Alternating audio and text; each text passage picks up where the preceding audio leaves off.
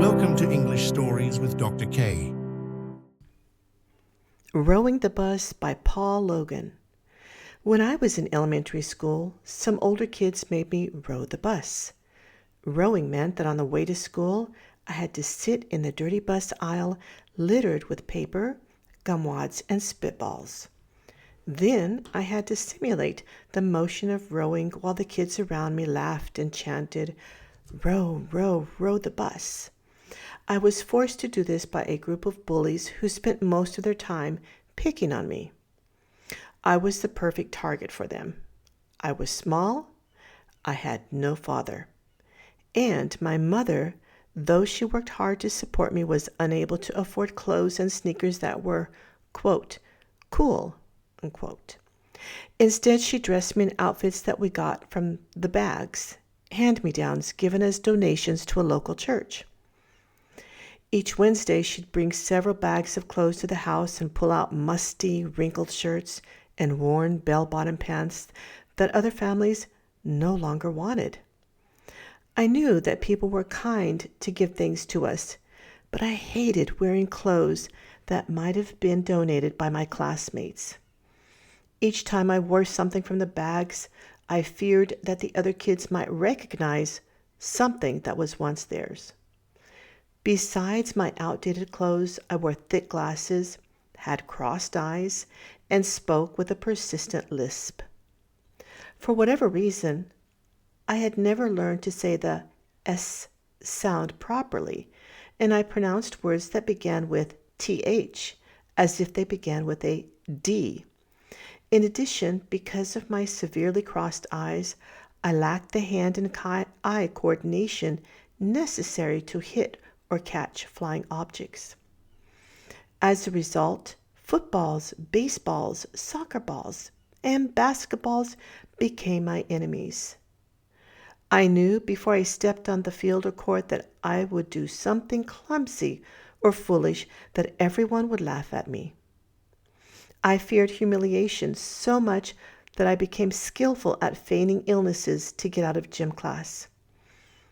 Eventually, I learned how to give myself low-grade fevers so the nurse would write me an excuse. It worked for a while, until the gym teachers caught on. When I did have to play, I was always the last one chosen to be on any team. In fact, team captains did everything in their power to make their opponents get stuck with me.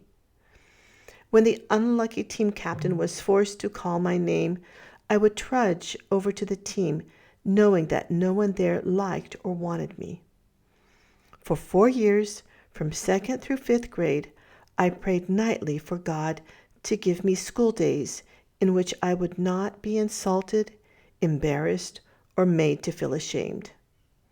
I thought my prayers were answered when my mother decided to move during the summer before 6th grade. The move meant that I got to start 6th grade in a different school, a place where I had no reputation. Although the other kids laughed and snorted at me as soon as I got on my new bus, they couldn't miss my thick glasses and strange clothes. I soon discovered that there was another kid who received the brunt of their insults.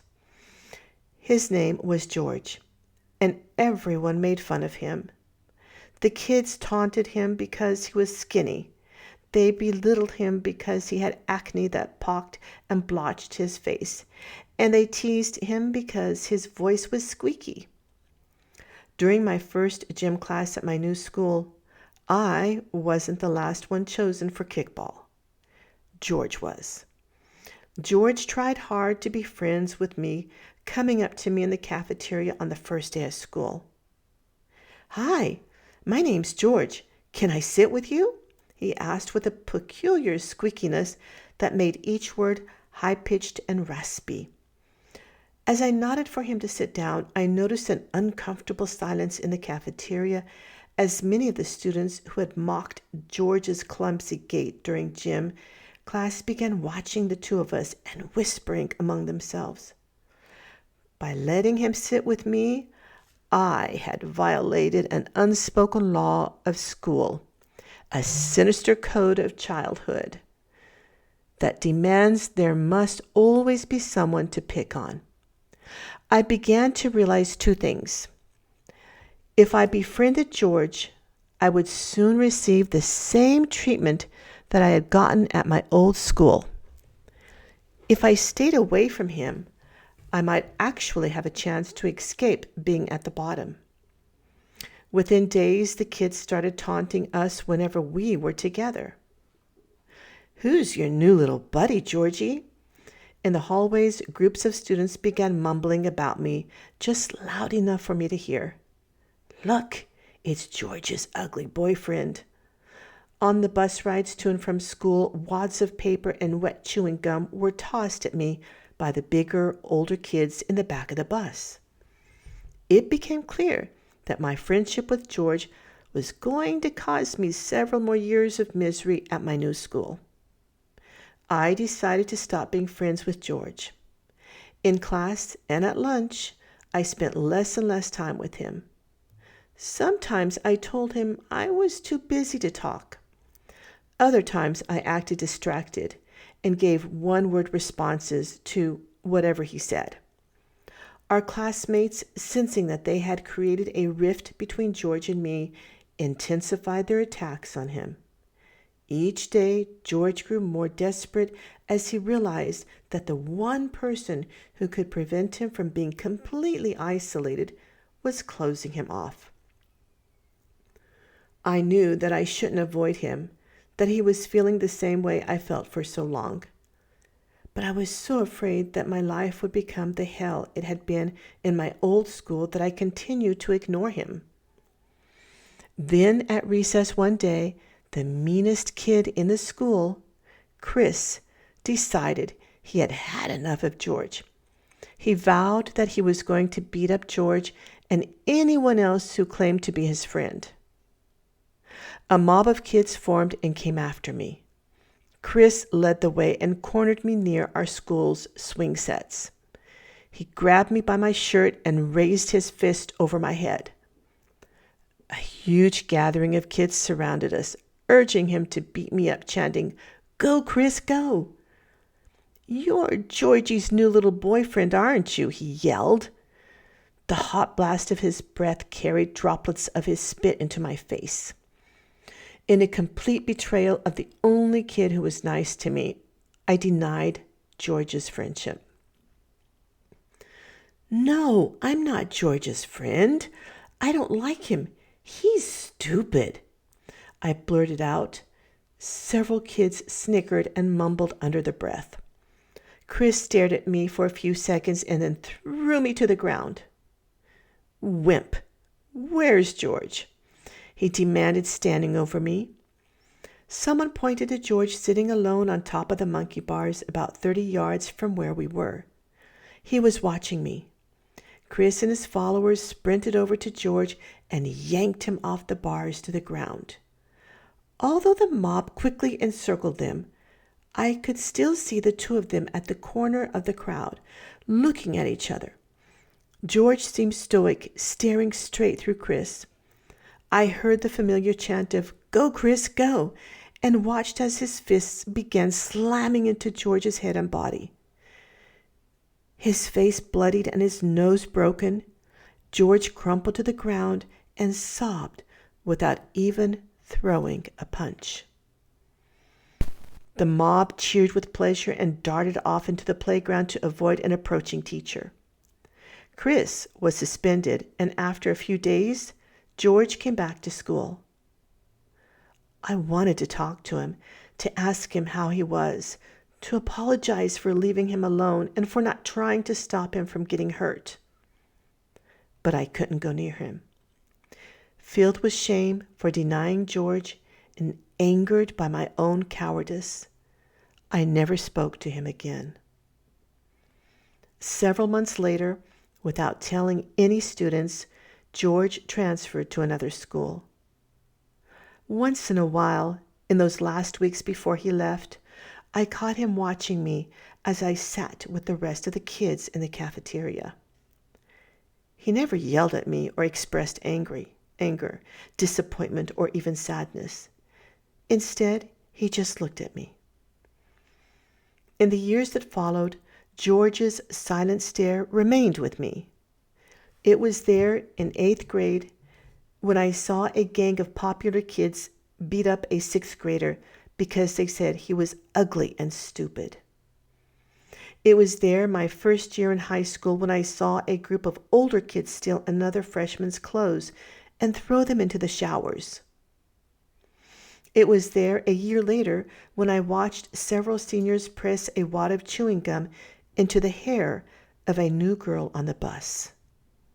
Each time that I witnessed another awkward, uncomfortable, scared kid being tormented, I thought of George, and gradually his haunting stare began to speak to me. No longer silent, it told me that every child who is picked on and taunted deserves better. That no one, no matter how big, strong, attractive, or popular, has the right to abuse another person. Finally, in my junior year, when a loud-mouthed, pink-skinned bully named Donald began picking on 2 freshmen in the bus, I could no longer deny George. Donald was crumpling a large wad of paper and preparing to bounce it off the back of the head of one of the young students when I interrupted him. "Leave them alone, Don," I said. By then I was 6 inches taller and, after 2 years of high school wrestling, 30 pounds heavier than I had been in my freshman year. Though Donald was still 2 years older than me, he wasn't much bigger. He stopped what he was doing, squinted, and stared at me. "What's your problem, Paul?" I felt the way I had many years earlier on the playground when I watched the mob of kids began to surround George. "Just leave them alone. They aren't bothering you," I responded quietly. "What's it to you?" he challenged. A glimpse of my own past of rowing the bus, of being mocked for my clothes, my lisp, my glasses, and my absent father flashed in my mind. "Just don't mess with them. That's all I'm saying, Don." My fingertips were tingling. The bus was silent. He got up from his seat and leaned over me, and I rose from my seat to face him. For a minute, both of us just stood there, without a word, staring. "I'm just playing with them, Paul," he said, chuckling. "You don't have to go psycho on me or anything." Then he shook his head, slapped me firmly on the chest with the back of his hand, and sat down.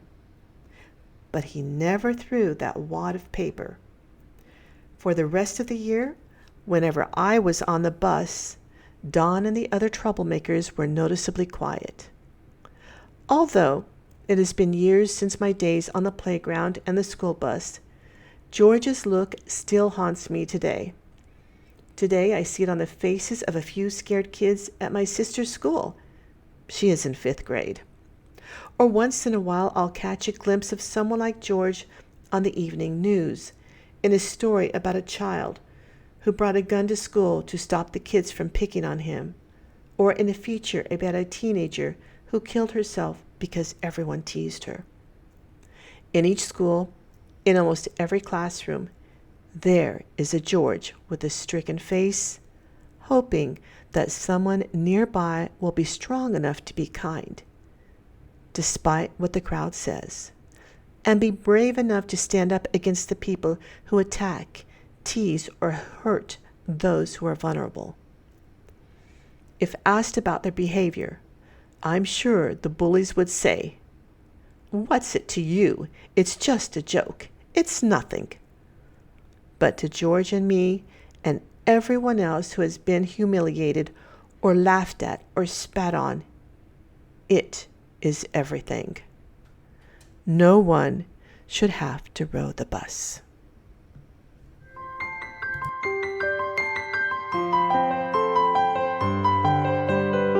Please subscribe, like, and share.